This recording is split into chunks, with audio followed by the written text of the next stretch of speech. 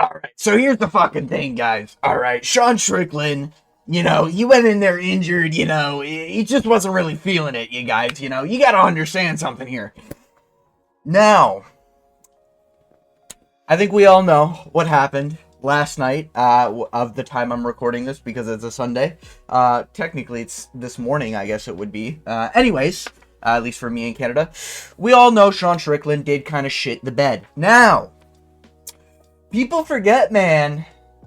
Sean Strickland had staph infection. Now, listen, right? I know it's like a cop-out kind of excuse here, right? And I'm not trying to say I'm gonna dick ride Sean Strickland, right? He did just shit the bed, I was screaming my fucking own brain off, yelling at my monitor in rounds 1 and 2 for him to just do more. Sean Strickland is pretty much known to get at least the first early rounds done. But I guess against certain opponents like Mavov, didn't really go that way. But with Adesanya is a great example. Paulo Costa, another decent example. However, I do just want to mention the fact that people are talking about this fight like this was a prime Sean Strickland going in there, had nothing to lose, and shit the bed. And I understand that sort of narrative, and I get why people are doing it. But when a fighter does have staph infection, a lot of people kind of just write it off as time goes on. And then they look at that loss and they're like, oh yeah, well, he just got his ass whooped for 5 rounds, It happened with Benoit Saint Denis. A lot of people forget. People forget, man. He did have staph infection going into that Dustin Poirier fight, and he was still whooping Dustin Poirier's ass. He was just really open on the feet and got caught. There's maybe a world where he beats Dustin Poirier in that fight if he didn't have staph infection because of how early sloppy he was. However, he didn't get that opportunity because he went on to lose his next fight against Renato, the true lightweight GOAT. I think we all know that.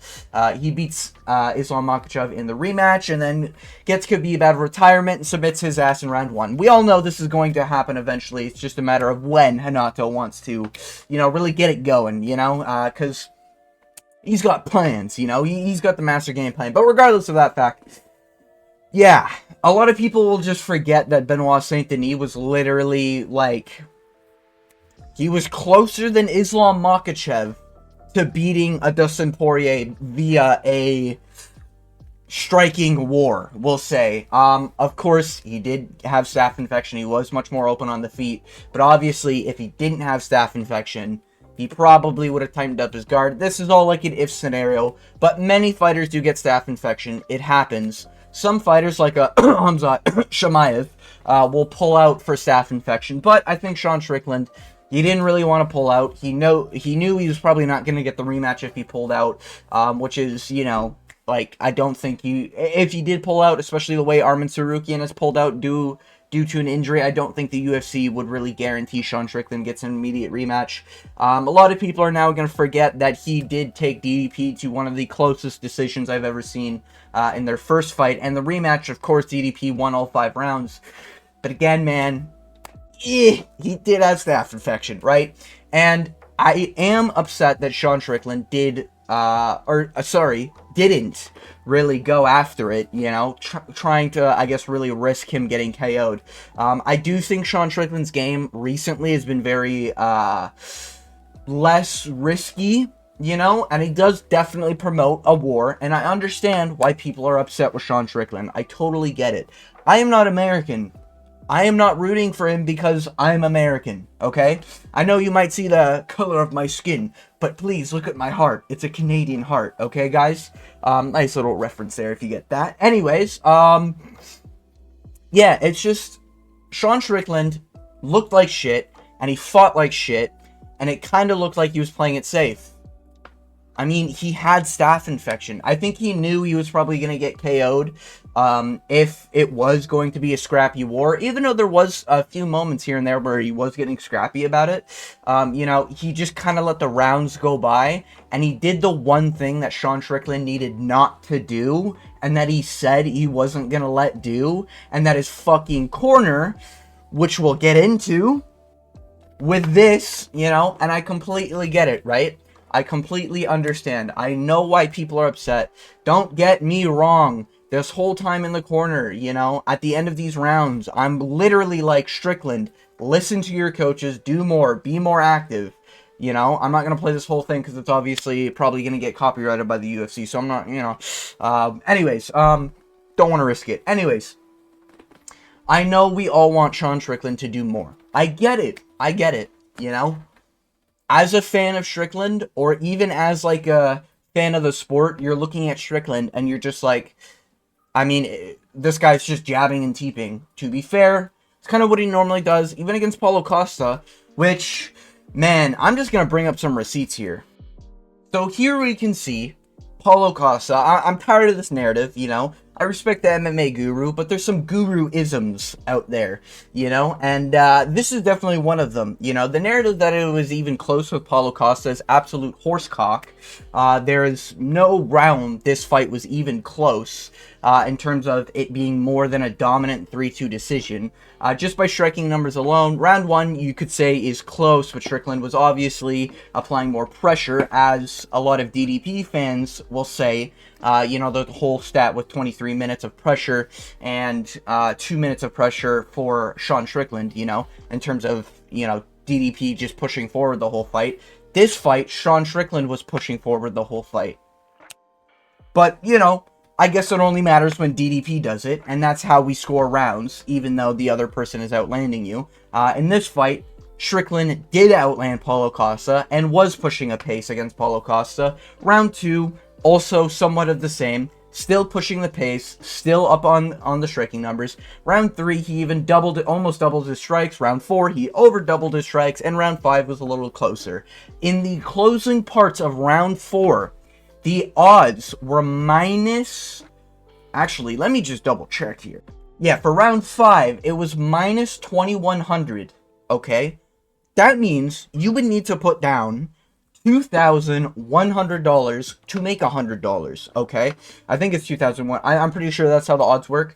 You know, I don't gamble a lot, just saying. So that means that the judges, or sorry, not the judges, the people betting, putting the real money on this, the odds makers put it at a 21 to fucking 10 favorite, or whatever the... I think it's 21 to 1 favorite here.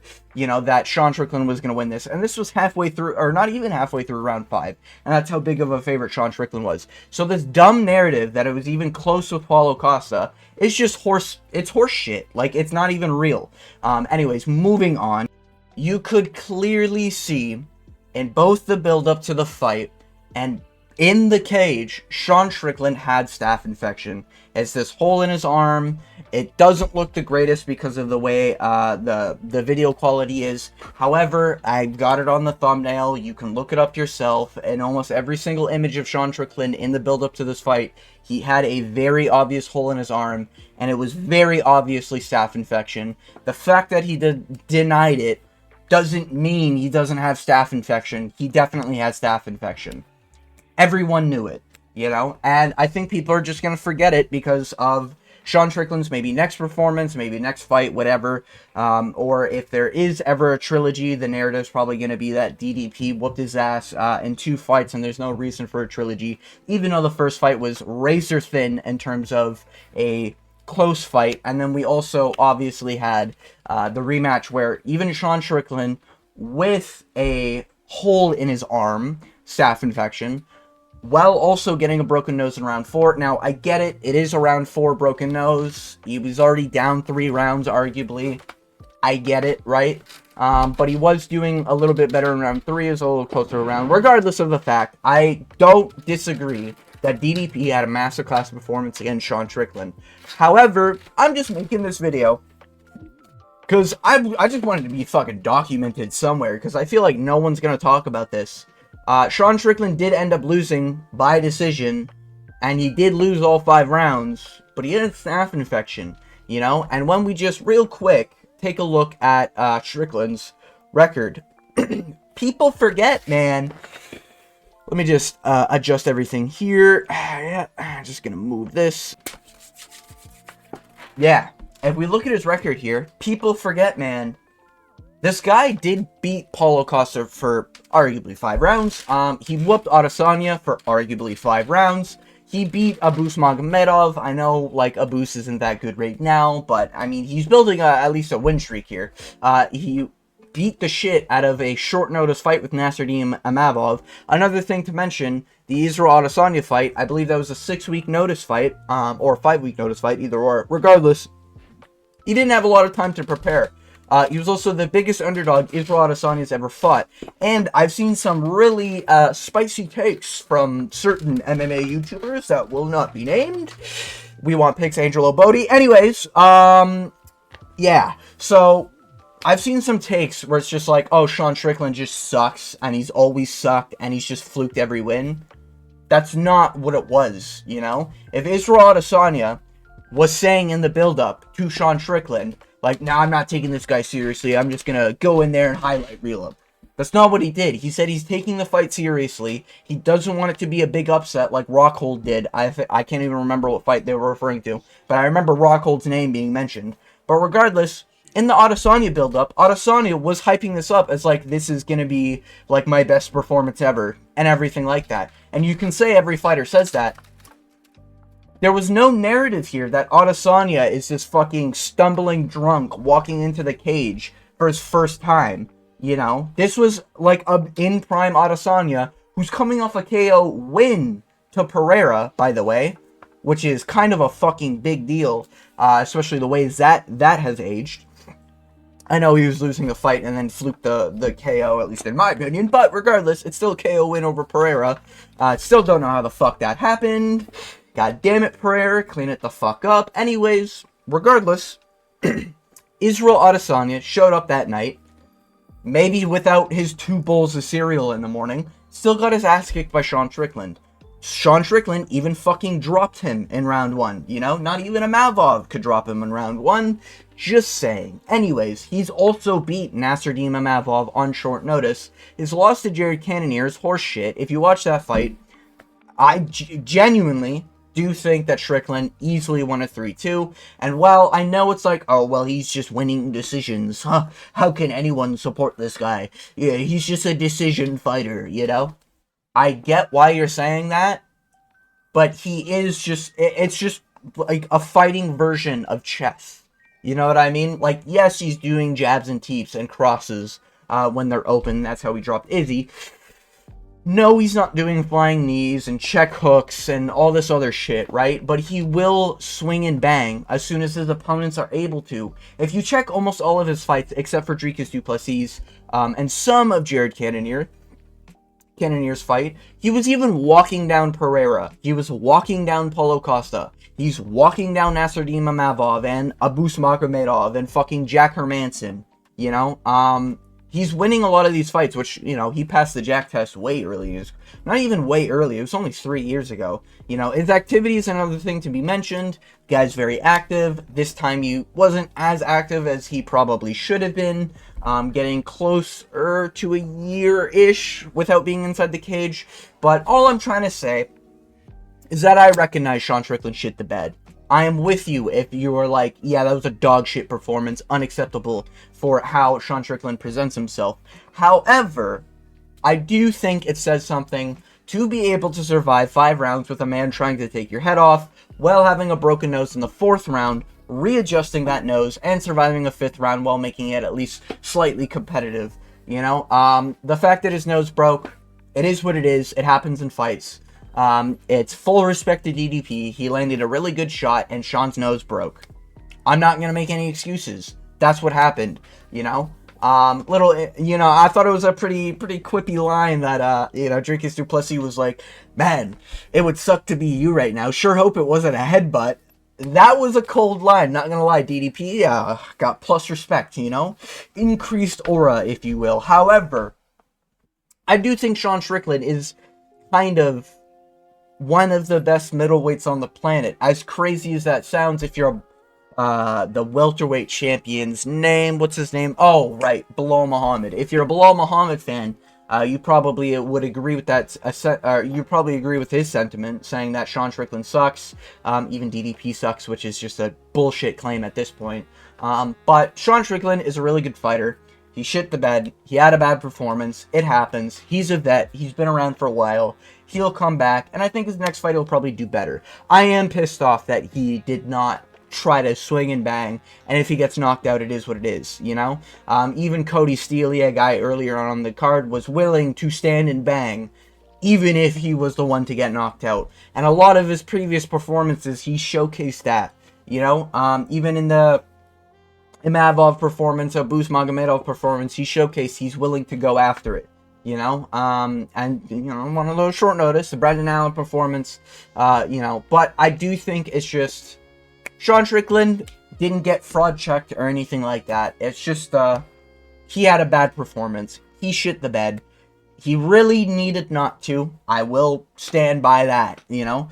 This needed to be either a very close fight like the first one, and he needed to prove the headbutt, which I don't even agree with, mattered, in terms of that. But I do still think he has a better argument that he won the first fight. Now he doesn't really have that argument that he beats Dricus du Plessis 9 out of 10 times. I mean, I guess you can kind of make that statement. I do think Dricus du Plessis probably does beat Sean Strickland maybe 6 out of 10 times. However, I think it is possible for Sean Strickland to still win. I don't think this is a case where it's like a...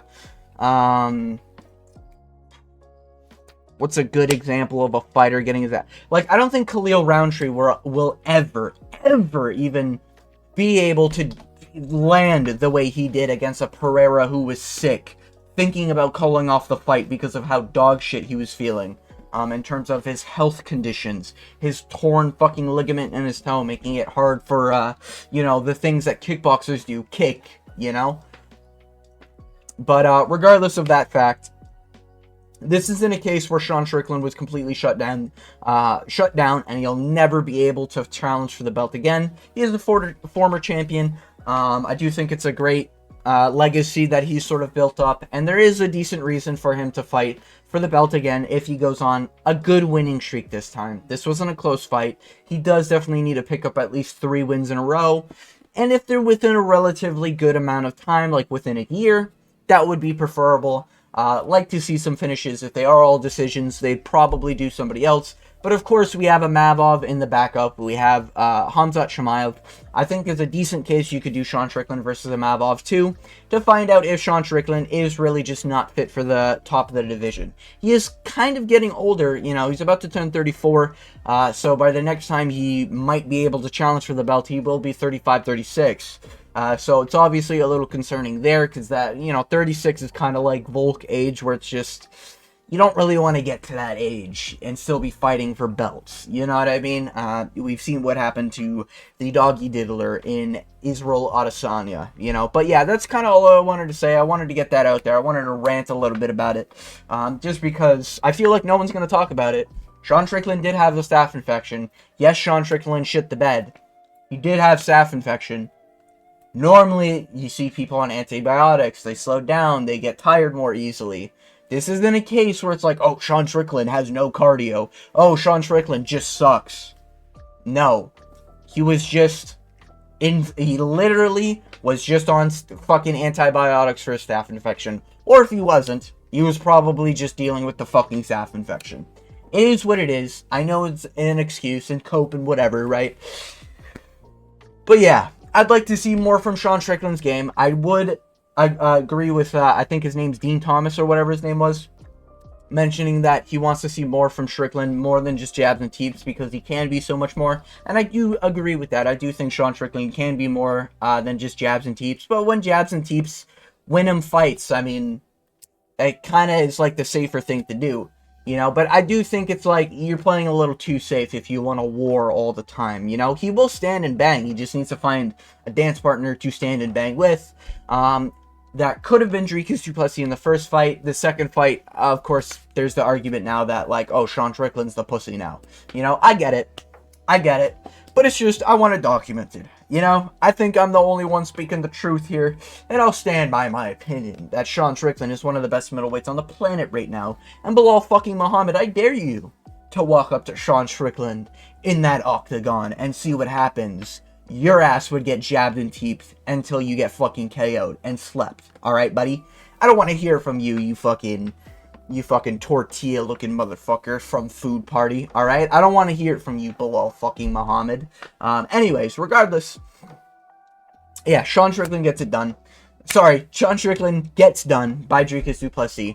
And people forget, man, he did have staph infection. That's all I wanted to say.